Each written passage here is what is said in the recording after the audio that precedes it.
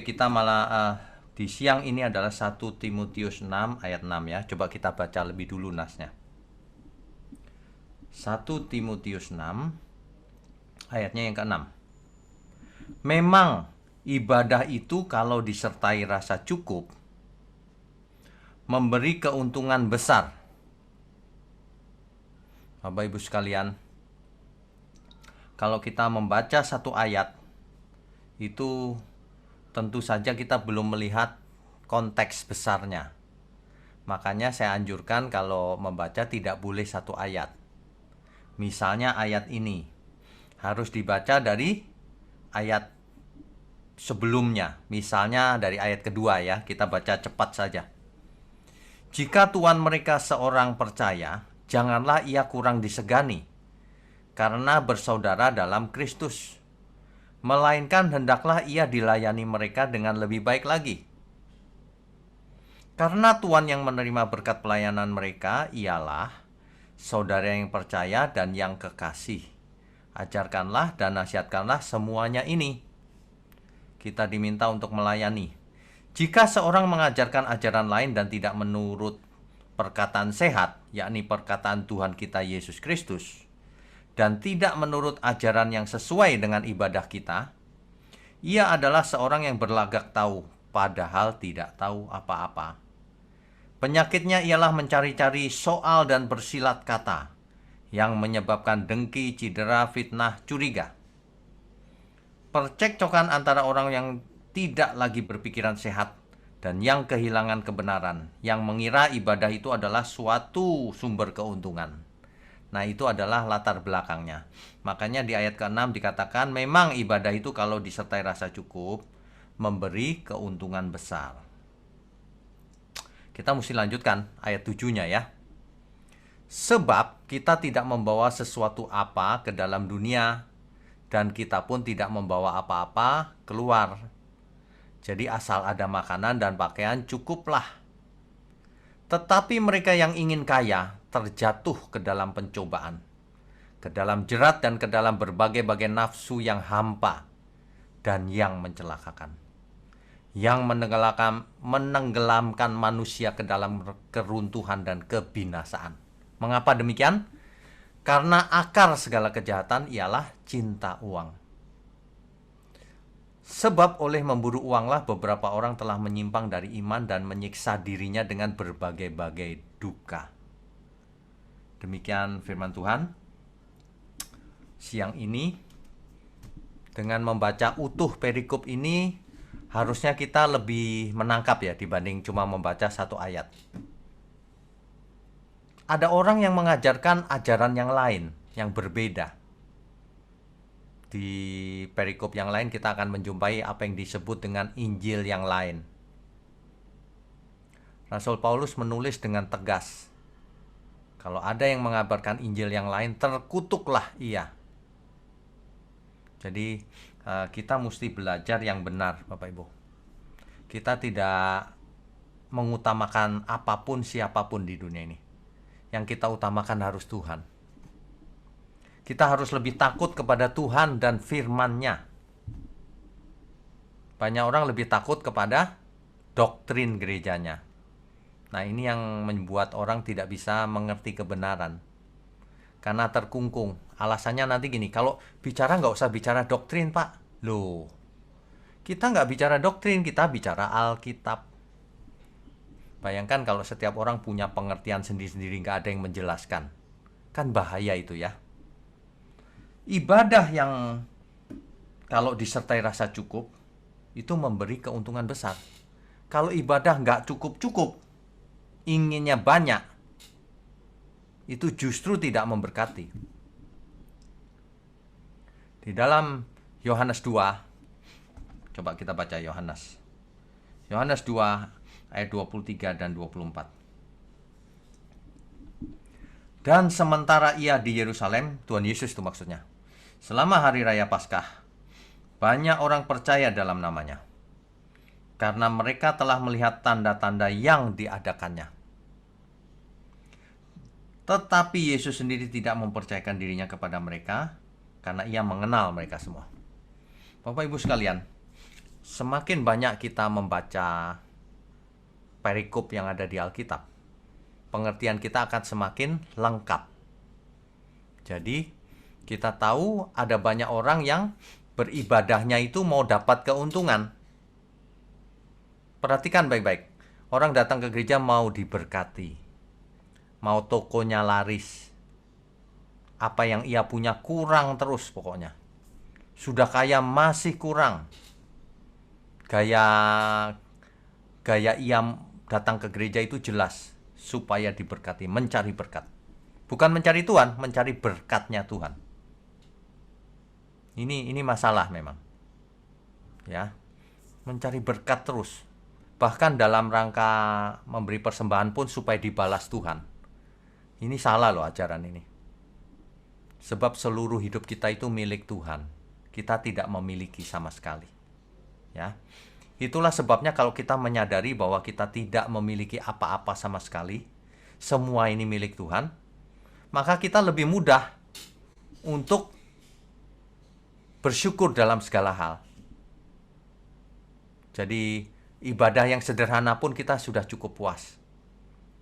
Dengan harta yang secukupnya kita sudah cukup puas. Asal bisa makan, bisa minum, ada tempat tinggal, udah cukup. Udah cukup. Ini bukan berarti lalu kita semua, oh, kalau gitu malas-malesan Pak. Bukan itu maksudnya. Ini bukan soal uang, bukan soal berkat jasmani. Yang Tuhan ingin sampaikan ke kita semua itu adalah berkat rohani terutama. Apa itu? Perubahan manusia kita ini loh.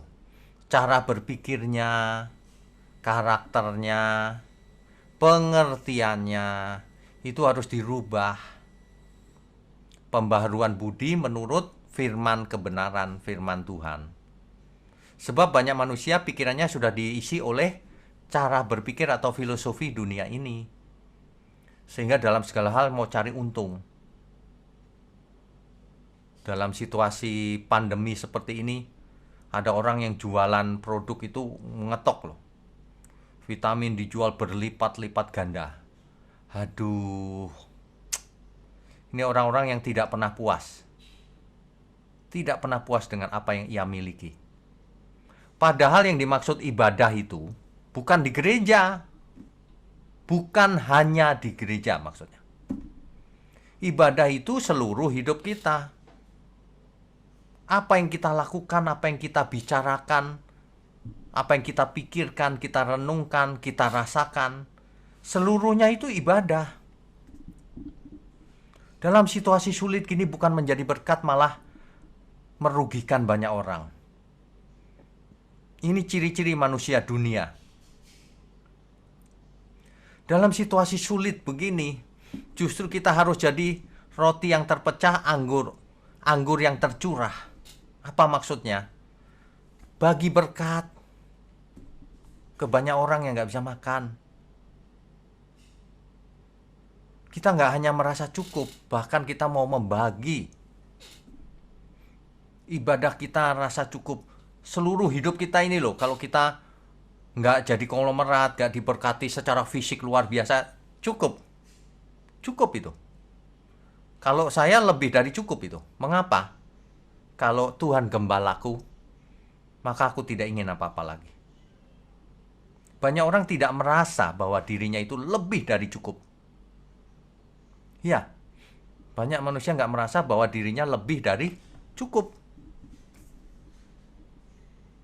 Coba kalau seseorang sakit, berapa itu biayanya? Begitu kita sehat, nggak menghargai kesehatan kita. Padahal kesehatan kita itu tak terhingga. Bapak Ibu tentu tahu dong, di zaman COVID gini orang kaya, super kaya pun meninggal. Padahal kalau soal duit dia tak terbatas, beli obat apa aja bisa. Tapi rupanya tidak bisa dibeli kesembuhan itu. Ya. Nah, jadi kita harus sangat menyadari bahwa Tuhan sudah memberikan segalanya buat kita. Makanya kita harus merasa cukup dalam seluruh keadaan kita, apapun keadaan kita. Tuhan sudah ampuni dosa kita. Tuhan sudah berikan Roh Kudus dalam diri kita yang menyertai kita setiap saat dalam segala keadaan. Kita diberi Alkitab sehingga kita bisa belajar hikmat yang tertinggi yang dari Tuhan. Dan dalam setiap hari kita bisa belajar dari pengalaman demi pengalaman kita untuk mengasah otot-otot rohani kita. Sehingga kita hidup, segala sesuatu yang kita lakukan itu menyenangkan Tuhan. Itulah ibadah yang sejati. Jadi kalau kita sekarang, siapapun kita, keadaannya bagaimanapun, kalau sampai tidak bisa merasakan syukur, damai, cukup, merasa cukup, ada yang salah dengan pola pikirnya. Ada yang salah. Saya kalau rumah saya itu banjir kalau lagi hujan-hujan itu, saya nggak merasa terganggu tuh. Ya terganggu sedikit lah banjir gitu. Tapi nggak merasa terganggu. Ini pun sudah cukup. Mengapa? Banyak orang nggak punya rumah. Dulu kita juga nggak punya rumah sama sekali. Jadi kalau banjir itu masih bagus. Asal kita sehat, kita punya Tuhan, itu udah lebih dari cukup. Nggak punya rumah juga nggak apa-apa. Makanya hidup ini disyukuri aja. Makanya orang yang tidak mengenal kebenaran nggak bisa disuruh bersyukur. Sebab kebenaran itu tidak bisa dimengerti secara instan. Sekarang juga ngerti ya harus bersyukur, nggak bisa. Butek pikirannya. Banyak persoalan dunia. Banyak keinginan yang belum tercapai. Banyak ambisi. Itulah yang membuat manusia menderita selama hidupnya. Keinginan-keinginan yang tidak pernah tercapai. Sudah tercapai, cita-citanya naik lagi ke atas. Sudah kaya, masih ingin jauh lebih kaya lagi. Tidak punya rasa cukup. Mari kita belajar. Mulai sekarang. Sebenarnya yang kupunya ini cukup loh. Lagi pula itu sementara, Bapak Ibu. Sementara. Coba perhatikan orang yang kena COVID, orang kaya. Dibungkus. Sama dengan orang biasa. Nggak ada perbedaan. Kekayaannya untuk siapa? Kalau selama hidup kita ini nggak bisa jadi berkat, ya. Lah terus kapan? Banyak orang nggak bisa belajar karena pelit. Banyak orang tidak bisa menjadi murid Kristus karena banyak alasan. Coba kita belajar ya. Apapun yang kita punya hari ini, asal kita makan cukup, minum cukup, lebihnya kita bagi ke orang yang membutuhkan. Dunia sedang sakit, membutuhkan pertolongan, membutuhkan berkat dari kita. Kita semua diberkati. Makan pasti cukup, apalagi kalau bekerja di kantor. Makan pasti cukup. Hari ini nggak penting baju mau harga berapapun. Hari ini nggak penting semua orang pakai masker. Udah nggak ada yang dandan dan sebagainya, udah nggak penting banget. Mestinya ya setiap kita itu ketika ada dalam situasi seperti ini, mestinya kita belajar. Tuhan, ada pesan apa yang kau ingin sampaikan? Sehingga kau izinkan tulah atau pandemi ini terjadi di seluruh dunia bahkan. Apa yang harus kupelajari Tuhan? Mestinya kita belajar. Harta tidak bisa menyelamatkan. Kekuasaan, kepandaian nggak bisa menyelamatkan.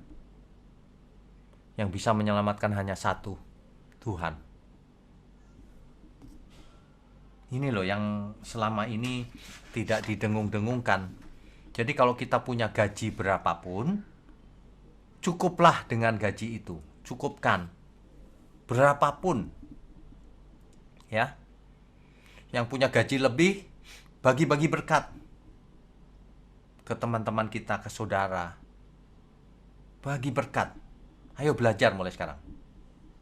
Ya. Kalau nggak belajar nggak bisa, harus belajar. Mengelola gaji seringkali orang berpikir harus ditabung sebanyak mungkin. Nggak akan cukup sebanyak-banyaknya, tergantung dari mindset kita. Saya tidak sedang mengajarkan boros, tidak. Karena semua yang ada pada kita pun milik Tuhan. Nggak boleh kita boros-boroskan. Tapi kita harus menjadi berkat bagi semua orang. Diri kita sendiri harus sudah merasa cukup. Berapapun. Ya. Kalau kita, coba Bapak Ibu di masa pandemi ini belajar hidup sederhana. Kalau makan itu ya, nasi putih sama sayur saja sudah enak Bapak Ibu. Nasi putih sama tempe dikasih kecap sudah enak. Coba Bapak Ibu introspeksi diri. Apakah Bapak Ibu bisa menikmati kalau cuma makan begitu saja? Kalau tidak bisa menikmati, something wrong di pikiran dan perasaan. Ya. Coba bayangkan kalau ada orang yang di ICU. Nafas saja susah, sesek.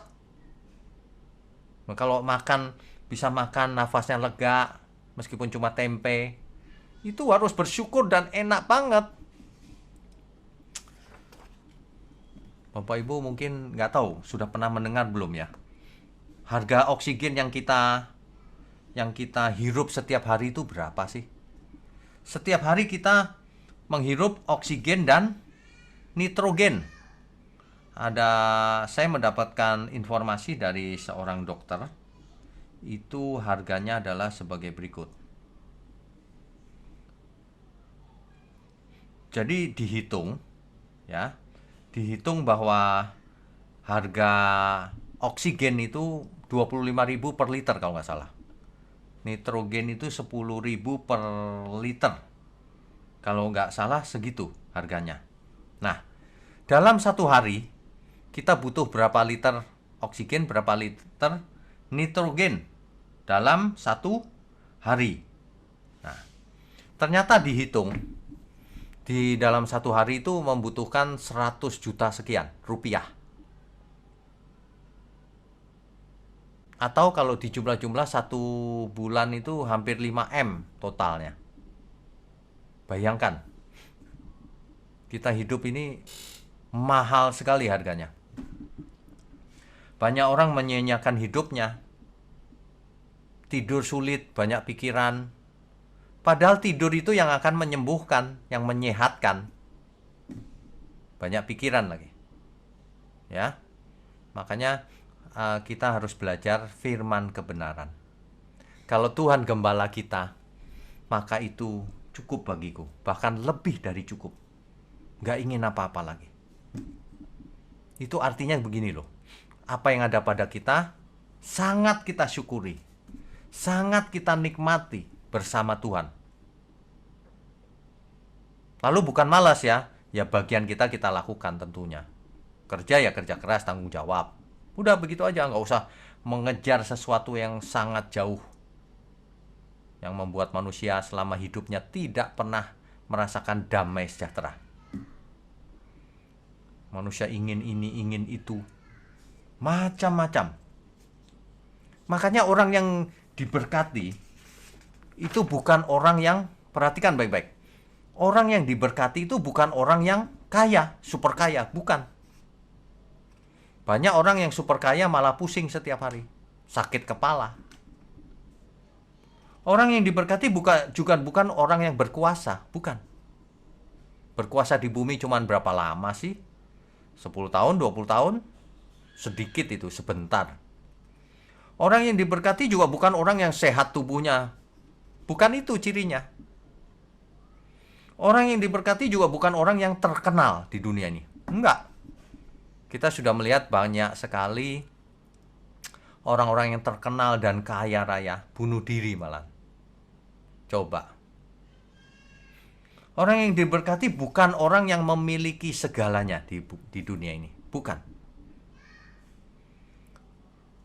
Kata lain dari diberkati itu, makarios, yang berbahagia atau diberkati, itu adalah orang yang mengerti akan hidup ini. Banyak orang nggak mengerti hidup ini untuk apa. harus bagaimana, bersama siapa. Banyak orang tidak mengerti. Orang yang diberkati adalah orang yang benar-benar menyadari bahwa hidupnya sudah ditebus oleh Tuhan Yesus, sehingga ia menjadi milik Tuhan. Artinya apa? Seluruh hidupnya ada di tangan Tuhan. Apa akibatnya kalau seseorang menyadari? Ia tidak takut apapun. Ia akan hidup bekerja keras, hidup kudus, tak bercacat, tak bercelah, menjadi berkat bagi sesamanya. Ia akan merasa cukup dengan gaji berapapun. Ia akan merasa cukup karena penyertaan Tuhan tak terhingga nilainya. Manusia yang mengalami pencerahan seperti itu, itulah orang yang berbahagia atau diberkati. Kalau cuma kaya, berkuasa, dan sebagainya, itu masih belum diberkati. Sebab kata berkat itu dalam teks asli Ibrani dipakai kata berakah. Berakah. Bapak Ibu tentu tahu dalam ada kata Arab yang diserap ke dalam bahasa Indonesia, barokah. Ya. Karena Ibrani dan Arab kan satu rumpun, mirip-mirip. Barokah yang diartikan berkat. Dalam teks Ibrani dipakai kata berakah. Berakah itu artinya sesuatu yang memberkati, sesuatu yang membuat hidup kita berkualitas tinggi. Itu berkat. Kalau kekayaan itu malah menyulitkan hidup kita, banyak pikiran dan sebagainya, itu bukan berkat, itu kutuk. Kalau kekayaan menyebabkan seseorang jauh dari Tuhan malahan, itu sebenarnya kutuk. Sebaliknya, dalam keterbatasan membuat kita makin dekat Tuhan dan makin merasakan damai sejahteranya. Itu berkat yang tak terhingga harganya. Makanya mindset seseorang harus dirubah. Apa itu berkat? Jangan cuma mengejar berkat jasmani, sebab itu belum tentu berkat. Kaya, kalau dagang laris, belum tentu itu semua itu. Karena kalau seseorang diberi, padanya akan banyak dituntut. Perhatikan baik-baik. Banyak orang mau dapat banyak, tapi tidak mau melakukan tuntutan Tuhan. Padahal hukumnya yang diberi banyak, dituntut banyak. Yang kepadanya dipercayakan, kepadanya akan dituntut bertanggung jawab. Itu sebabnya kalau kita memiliki, misalnya gajinya tinggi, ayo sisihkan sebagian, bagi-bagi. Bagi ke orang yang membutuhkan terutama. Coba dibagi. Toh tidak membuat miskin. Coba dibagi. Ya. Kalau yang pas-pasan, udah. Harus merasa cukup. Apanya yang tidak cukup? Makan sederhana pun enak, asal pikirannya benar, hatinya tenang. Enak. Ya. Saya kalau makan malah nggak suka daging-daging yang banyak gitu. Kalau bisa sayur yang sederhana aja, tempe. Lebih suka yang sederhana. Sebab kalau kuliner itu nafsu kedagingan juga tuh kalau kita terlalu pengen makan banyak itu. Makan secukupnya juga. Bapak Ibu ingat nggak kalau kita diajar oleh Tuhan Yesus doa Bapa kami? Berikanlah pada hari ini kami makanan yang secukupnya. Rezeki yang secukupnya. Berkat yang secukupnya. Kenapa begitu? Supaya kita semua tidak serakah. Tidak ingin banyak. Sebab orang yang ingin banyak, ia akan diseret oleh keinginannya. Sebab orang yang tidak pernah merasa cukup, ia akan diseret terus oleh berbagai-bagai nafsunya. Sehingga lama-lama melahirkan dosa. Kalau orang tidak pernah merasa cukup dengan gajinya berapapun, itu nanti pasti pelit orang itu.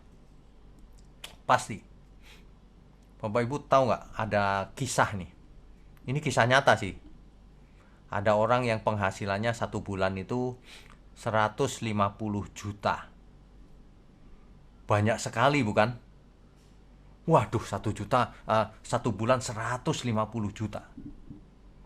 Tetapi yang terjadi apa? Setiap bulan ia dikejar-kejar oleh debt collector. Loh kok bisa? Ya, karena dengan gajinya yang besar itu ia beri mobil sport 1, 2, 3, beli rumah, beli ini, beli itu, barang-barang mewah. Terus belanjanya begitu. Setiap bulan belanjanya melebihi gajinya, padahal gajinya sudah 150 juta. Akibatnya dia habis dikejar sana sini, kejar sini. Semua hartanya juga disita semua akhirnya. Ini contoh gaji berapapun, kalau mindsetnya salah, percuma juga. Tidak akan membahagiakan. Sebaliknya, ada orang yang sederhana gajinya. Cukup buat makan, minum, cukup. Tapi ia merasa menikmati hidup bersama Tuhan. Tapi ia merasakan damai sejahtera yang diberikan Tuhan. Tapi ia merasa Tuhan itu gembalanya. Hidupnya ada di tangan Tuhan. Sehingga hidupnya terlihat dari raut wajahnya. Kalau orang yang suntuk itu kelihatan dari wajahnya. Orang yang sederhana ini wajahnya tulus, bersih gitu, nggak ada persoalan sepertinya. Padahal ada persoalan juga kan, ekonominya pas-pasan. Tapi ingat ya Bapak Ibu, Tuhan berkata begini, kenapa sih manusia itu kok mengejar hal-hal yang tidak utama. Contoh, orang bekerja siang malam mengorbankan kesehatannya. Padahal kesehatan jauh lebih penting, bukan? Nanti kalau sudah sakit, seluruh gajinya dibayar ke rumah sakit supaya sembuh. Biasanya sudah sulit kalau sudah sakit parah. Tubuh ini jauh lebih penting daripada yang lain-lain, pakaian dan sebagainya.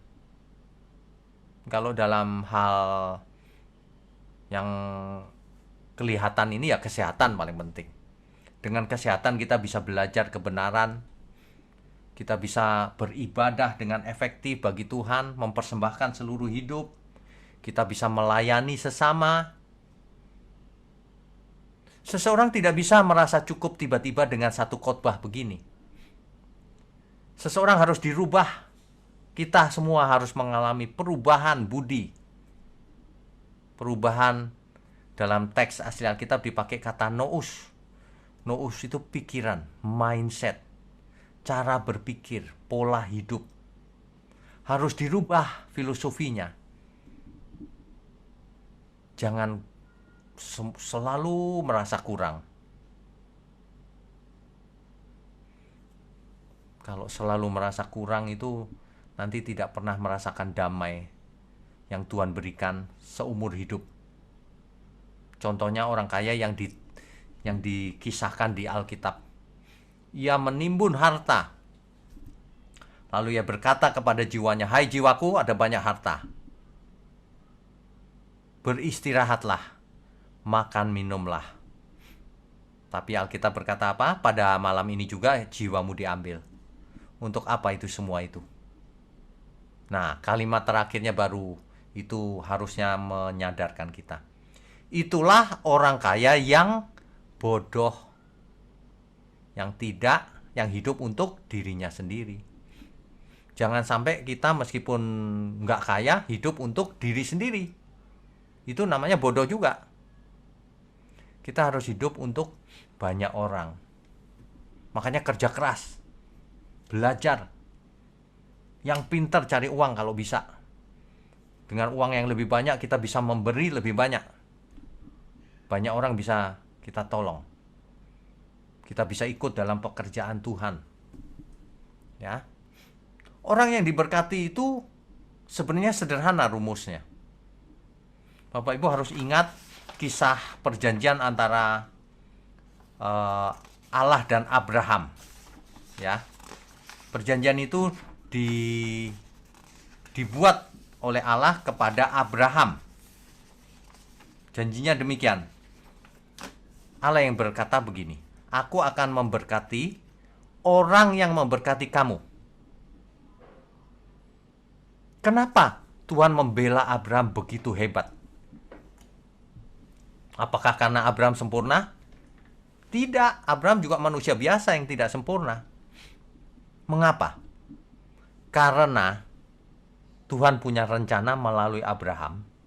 Seluruh umat bangsa di dunia akan mendapatkan berkat, yaitu keselamatan di dalam Tuhan Yesus. Artinya apa? Kalimat kedua, saya lanjutkan dulu. Aku akan mengutuk orang yang menganggap enteng kamu. Nah, artinya apa? Artinya hidup kita ini, Tuhan berkenan kalau hidup kita ini memuliakan Dia untuk pekerjaan Tuhan. Pekerjaan Tuhan tidak hanya di gereja. Tuhan ingin yang nggak bisa makan, harus bisa makan. Nah, kita kasih dia bantu. Seluruh hidup kita ini harus dipersembahkan kepada Tuhan. Kalau orang sudah bisa begitu ya, pasti ia merasa cukup. Pasti. Ibadah pun merasa cukup. Ibadah yang tidak merasa cukup itu dalam konteks ayat itu adalah ingin mendapatkan untung maksudnya. Kalau ibadah itu diberkati, dicurahkan berkat, begitu. Nanti kalau belum diberkati nggak merasa cukup. Ini ibadah yang kurang tepat. Ibadah itu mempersembahkan seluruh hidup kita. Supaya apa? Ya memang itulah yang harus dipersembahkan, karena itu milik Tuhan semuanya. Sehingga kalau kita sudah bisa seperti itu, maka hidup kita ini bukan santai apa ya, benar-benar tenang. Hidupku ini milik Tuhan loh, terserah Tuhan lah. Apapun yang kumakan berasa enak. Tidur dimanapun nyenyak. Nggak diranjang, cuma di kursi biasa aja nyenyak juga. Ketemu sesama merasa saudara kita ini tenang gitu. Sebaliknya orang yang fokusnya diri sendiri nggak pernah merasa tenang. Melihat orang lain curiga, melihat orang lain yang sukses iri, melihat orang yang lebih kaya pengen lebih kaya, melihat orang yang di bawahnya nggak mau melihat dia. Tuhan itu tidak menginginkan kita itu agamawi. Hidup kita diatur oleh syariat Taurat gitu, enggak. Tapi kita harus memiliki pikiran perasaan Tuhan. Sehingga yang dikejar bukanlah harta dunia. Yang dikejar adalah harta surgawi. Yaitu seluruh hidup kita yang berkenan kepada Tuhan. Nanti kalau Tuhan datang lagi, masih adakah iman di bumi? Dan Tuhan akan mendapatkan bahwa kita masih punya iman yang benar. Dengan iman yang benar, iman itu adalah menyerahkan diri kepada Tuhan. Nah, orang yang menyerahkan dirinya kepada Tuhan nggak mungkin dong tidak merasa cukup. Cukup pasti. Ya. Nah, jadi kiranya siang ini boleh mencerahkan setiap kita, ya, agar kita nggak merasa cukup terus gitu dengan keadaan kita. Ibadah di gereja juga nggak cukup rasanya. Kalau kita ibadah memang tidak boleh merasa puas, betul. Ini cukup, ini maksudnya dalam rangka mau cari keuntungan. Jangan. Banyak orang begitu. Mau klaim janji Tuhan lah apa, mau cari keuntungan. Kasih persepuluhan mau dibalas 100 kali, mau cari keuntungan ibadahnya. Padahal ibadah sejati mempersembahkan tubuh yang hidup. Ya udah Tuhan, hidupku milikmu. Terserah Tuhan. Tapi aku mau belajar melakukan bagianku. Aku kerja keras Tuhan, aku belajar. Aku mau memberkati sesama sebisa yang aku bisa. Semampu yang aku punya. Coba dimulai Bapak Ibu dari lingkungan kita yang paling dekat. Nanti akan terjadi mujizat yang luar biasa dalam hidup kita. Kalau cuma mujizat sembuh dari sakit itu masih belum besar mujizatnya. Tapi kalau mujizat yang luar biasa, tiba-tiba kita merasakan pikiran perasaan Tuhan. Merasa melihat dunia ini dengan kacamata yang berbeda. Kacamatanya Tuhan. Ya, amin ya Bapak Ibu sekalian ya. Jadi saya percaya kebenaran firman Tuhan itu sangat powerful, sangat berkuasa, sangat berdampak untuk mengubah setiap kita. Mari kita bertobat, jangan merasa tidak cukup. Sebab ada Roh Kudus dalam diri kita. Kita kerja keras saja. Kurangi pengeluaran dalam situasi yang krisis begini. Lebih baik uangnya diberikan kepada yang membutuhkan. Kita hidup sederhana saja. Secukupnya saja gitu. Ya. Amin semua ya. Jadi kalau kita baca satu ayat, sebaiknya dibaca satu perikop juga supaya kita bisa menangkap konteksnya. Sebab apa yang kita tangkap dari firman Tuhan itu, itulah yang akan kita hidupi dalam hidup kita. Sebab kalau tidak dihidupi percuma, hanya jadi bacaan biasa. Bagi Bapak Ibu sebagai profesional ya yang kerja di perusahaan, setiap bulan kan mendapatkan gaji yang sudah pasti itu. Jadi tapi banyak di antara teman-teman kita yang tidak tentu loh penghasilannya. Makanya Bapak Ibu harus lihat mulai membagi ke sana kemari. Ya. Belajar membagi. Mungkin nilainya tidak terlalu penting, tapi ketulusannya itu penting. Ya. Kalau ada apa namanya ya? Kurir datang mengantar. Kasih tips. Jangan pelit. Mereka kerja keras itu untuk survival hidupnya. Ya. Mulai sekarang usahakan bagaimana aku bisa membagi berkat. Begitu ya. Saya percaya ini akan memberkati kita semua. Sebab berkat itu bukan soal uang, bukan soal hal fisik. Berkat itu sesuatu yang menghidupkan kita. Yang hidup kita menjadi berkualitas di hadapan Tuhan. Ya begitu hidup itu, begitu kira-kira. Bapa di surga pernah berkata begini, inilah anak yang kukasih, kepadanya aku berkenan. Kepada Tuhan Yesus. Nah mestinya kita semua juga begitu. Mau menjadi anak yang berkenan. Saya percaya siang ini kita semua diberkati. Amin. Amin. Amin. Amin.